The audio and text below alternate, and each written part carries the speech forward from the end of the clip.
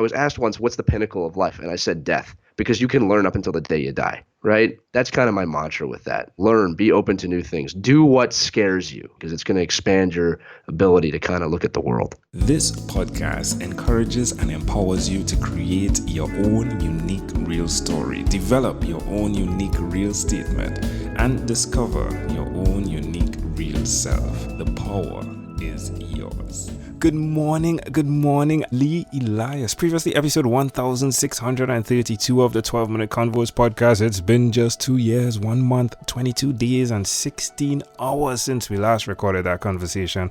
That was then. This is now. Lee, how are you doing today? I'm wonderful, Angel. I'm happy to be back on your program. It has been 2 years. It's been an eventful 2 years, and I'm excited to talk to you today. Well, give us an update. You were traveling the world, and over the last 15 years, I think UK was your last stop. Then you came back. Or do you say come forward? Well, you came back to Philadelphia, right? And that's the last time. That's where you were when we last spoke. So give us an update. What's going on? Yeah, so I think when we spoke last, I had actually just moved back to Philadelphia, where I was born and raised after, as you said, traveling around the world with the military. My wife was in the military. And I've stayed in Philadelphia for 2 years, which anyone out there who serves in the military knows that that's actually a rarity. Actually, it's been 3 years. It's been 3 years that we've been here. So we've kind of settled down in our home. You know, we bought a house. Our children are 2 years older. Still doing the same kind of work, but that's expanded as well. But it's an interesting kind of place to be, being settled down, when you've been moving around so much for a bulk of your life. Is it that you are missing it, or is it that you're feeling as though you may have to go pretty soon again? No, actually, I'm feeling quite content with my children. My son's about to be 6 in just a couple of weeks. My daughter's 3. And it's nice to kind of have that stable environment and some stable friends. And in the military, you make a lot of friends and you stay friends, and some of the best friends I've ever had. But there is a comfort of just being kind of home. My parents both live in the area. So I've settled in. The last time we spoke, I was happy to be here, but it was very uneasy at the time. It was very uncomfortable, if you will. And not because of the people or anything like that. It just was a new place. And, I had returned to my home as a 30-something-year-old person, at that time. And now I've kind of settled back in, and it's my home again. You know what I mean? So, no, I'm very comfortable right now. That's wonderful. I know that the bonds are very important to you. Of course, we're not talking about the financial bonds. I don't know how important that is. But those can be important too, though. I think so. The team bonding was definitely something that we were focusing on. How have things evolved from that side, the strategic side of you helping other teams understand the value of team bonding?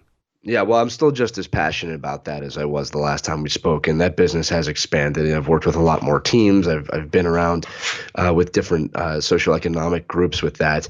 And since we've talked about this, I'm going to tell you a quick story about a team I work with in inner city Philadelphia. It's at Frankfurt High School. And I went into this because a lot of people where I live a little bit in suburbia outside Philadelphia, and a lot of people out here say, yeah, I'm from Philly. And we are, but, we're not in Philly. And I didn't want to be someone who kept saying that I was from Philly and not have been Philly. So Frankfurt is right in the north side of the city. It is a lower income area. Murder and a lack of food. It's a very realistic life for these kids. And I got to tell you, man, these kids taught me more than I taught them. I mean, we taught them how to be a team. We taught the team how to get together.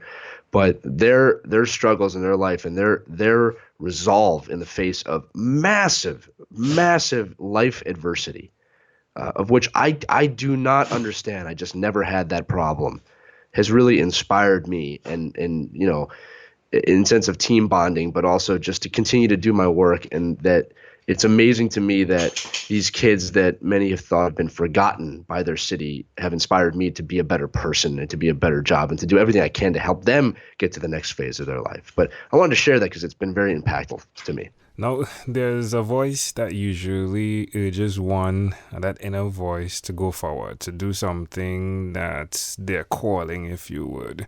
Yeah. Nevertheless, you're expressing something where you are doing the thing that's really core to who you are, which is the team bonding. Yeah. Nevertheless, again, you are experiencing a scenario where another voice is humbly, if you would, expressing that there are things for you here to learn. How do you define that? How does that occur? How do you even train that voice or even to listen to that voice?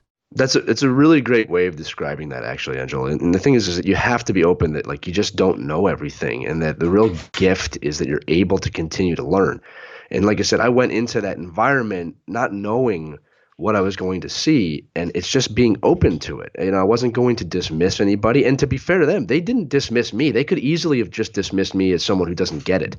And we had this conversation. I remember I had a conversation with one of the students where, again, situation where parents are not in the picture. This kid has been through massive strife with losing family members. And, I told him, I said, look, I'm not ever going to understand what it is that you're going through. I'm not going to lie to you and act like I get it, because I don't. I've never been in that position. But all I can tell you is that I'm never going to quit on you. And that meant a ton to this kid. And again, they taught me so much just to be open to kind of bring in the experience. And I think that, again, to answer your question, it's in any experience you can learn something. And anytime you go into something thinking, oh, I already know everything, you've already missed the point. The value of life. I was asked once, what's the pinnacle of life? And I said death. Because you can learn up until the day you die, right? That's kind of my mantra with that. Learn, be open to new things. Do what scares you, do what scares you, because it's going to expand your ability to kind of look at the world. The conversation of death is usually one that doesn't come to the forefront of a person's mind when they're thinking, okay, this is my day. Let me see what I need to get done. Is that a conversation that you have often, the possibility that you could die today or tomorrow? Well, I mean, I try not to think about it, but I'm aware of it. And, I was aware of that really early in my life. I mean, fortunately and unfortunately, my mother, who's still here, got cancer when I was very young, probably fourth, fifth grade. And I just kind of had this understanding at a young age that, people can die. I could die. And that really affected the way I moved forward with my life of just, I'm not going to worry about certain things. And again, it's funny because my parents are older, health-wise, regardless. My parents are approaching 80. So we have the time that we have, right, together. And my attitude with my parents now is I'm going to enjoy every moment that I can, because you just don't know. And again, I reverse that sometimes. I might think, you don't know if I'm going to be here tomorrow. But it's all about, I don't worry about things that I can't control, number one. This is the conversation that I have. If I have no control over it, I tend not to focus on it at all, because it's a waste of time. And then the adverse of that is I really focus on the things that I do control. And it's not much, right? It's my attitude. It's what I put in my body. It's my exercise. It's my output. Those are the things I really just focus on. And I live in the moment, live in the present moment.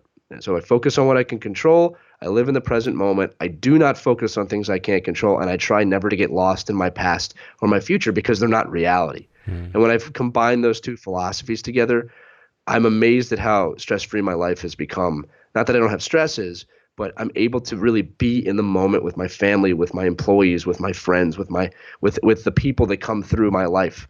And I'm very much living in the now. And that has been a key to my success, but also to my happiness and to the ability to kind of continue moving forward as an optimist. There were a few businesses that were going on when we spoke, right? You were doing the hockey wrap, you were doing hockey achievement, and of course, what you do with the coaching. How have they evolved? Well, very well. Hockey Wraparound is a global company now. Wow, congratulations. So that's expanded year on. Thank you. Yeah, that has really taken over in the game of ice hockey. Hockey Achievements has become We Live Hockey. We changed the name of that. But that's expanded as well. We're kind of a content engine. And I've had the opportunity to work with some of the legends in ice hockey. I traveled up into Northwest Canada near Alaska with Brian Trottier to film a documentary about the indigenous people up there, the First Nation people up there, and how we're bringing hockey to them.